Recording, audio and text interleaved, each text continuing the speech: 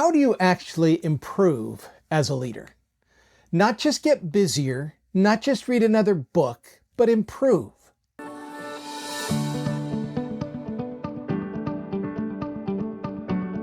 Most leaders I work with are already skilled, experienced, and driven, but somewhere along the way, leadership becomes reactive. They stop practicing, they start managing.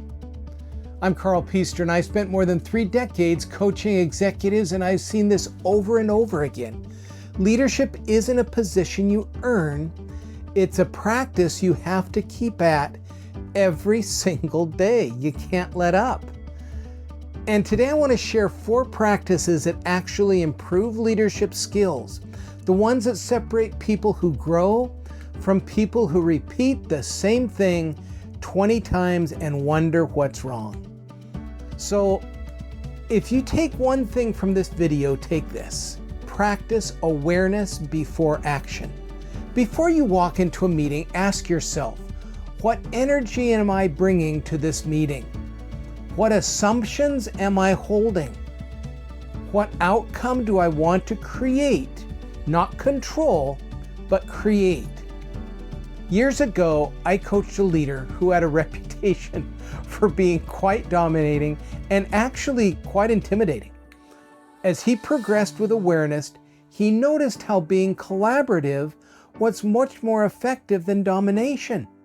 Now, let's give the guy a break. He was trained in a very difficult surgery subspecialty. He was trained during a time where medical hierarchy was even stronger than it is today. And he was very good when he was dominating. I mean, in the OR, he had spectacular results. So it just didn't occur to him to collaborate. So fast forward, we were at a crucial meeting where a delicate question was asked. And this was at a formation of a very key process for the hospital. Now, instead of posturing and dominating and unconsciously intimidating as he would have done before, he took the collaborative approach and asked this person for her view. Now, let's do a little digression again. He was at the top of his game and his career, and she was just beginning as a scrub tech within this organization. Everyone in the room paused. It went silent. I was sitting here, he was sitting right there, and she was right across the room. And it was, oh boy, what's going to happen next? This was so outside his behavior as he asked her what her viewpoint was. And he listened. And as they began to converse, the whole temperature of the room changed. Awareness changes the temperature of the room. This same physician, one time we were getting ready for a meeting, and he said, I can't wait for this meeting because it's just time to tell him what has to happen. And after he saw the shock on my face and literally said, what, did I say something wrong? And it's, well, you can't do that as a leader. You might do that as a surgeon during a tight situation in the OR, but you can't do that with people around the table. How you show up influences everything that happens after you show up. Remember that. The second practice is simple but rare. Listen to understand, not to reply. Most leaders listen like tennis players, waiting for the next serve. But great leaders listen like coaches. They're curious and patient, and they're focused on the play in front of them. Try this. The next time someone's speaking, resist the urge to formulate your answer. I know it sounds a little fluffy, but I haven't found a better way to say it. Stay in the moment. The moment is them talking and you listening. You'll have time to formulate your response. Even an item of, that's a good point. Let me think about that for a second. And maybe you jot a couple of notes. You take time.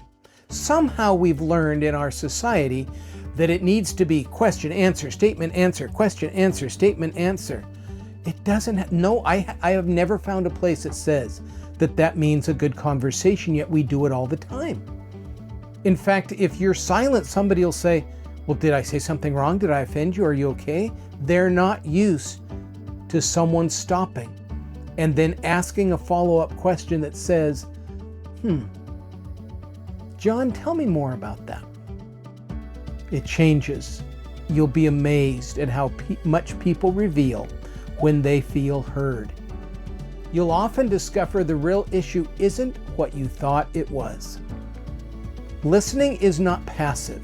It is powerful. It is the fastest route to influence. And because it's so simple, people don't think it's important. Every leader has one conversation they're avoiding right now, and you know exactly which one it is for you. I know which one it is for me. We avoid them because they're uncomfortable. Here's the truth. Avoidance never solves what honesty could heal. Now let's say that again. Avoidance never solves what honesty could heal. Now, a good rule of thumb is if you're talking about someone instead of to them, that's a pretty big red flag that's your next courageous conversation. Before you go in, prepare. Get clear on 3 things. The facts, not the stories. The impact, not the emotion. The outcome you hope for, not the one you want to force. When you do that, you're not reacting, you're leading. And now, to close, our 4th practice is the simplest, but it is the anchor for all others. Reflection. Ask yourself at the end of every day these 2 questions. What went well, and what would I do differently tomorrow? That's it. You don't need a 10-page journal entry. You just need 10 honest seconds. But I would suggest that you write down your answer so that you remember it for tomorrow. So then you start a sequence of change. Leaders who reflect learn so much faster. Over time, that reflection turns into wisdom, the kind of wisdom people trust when things get hard. So some final thoughts. Leadership is a discipline practiced every day in how you think, listen, behave, and show up. If you want to grow as a leader, start with awareness. Build the habit of listening. Have the hard conversations. Don't avoid them. Reflect every day. These will change your leadership, and they will change how you lead, as they have with mine in my leadership. Again, they will change your leadership, and they will change how you lead in every situation. If this resonated with you, hit the subscribe button. I release weekly insights to help leaders turn awareness into action and navigate the moments that matter most. And if you're ready to take it to the next level, visit coachinggroupinc.com to explore our online courses and resources designed to help you lead with clarity, courage, and purpose. Until then, keep practicing, because leadership isn't what you know, it's considerate, intentional steps regarding what you do next.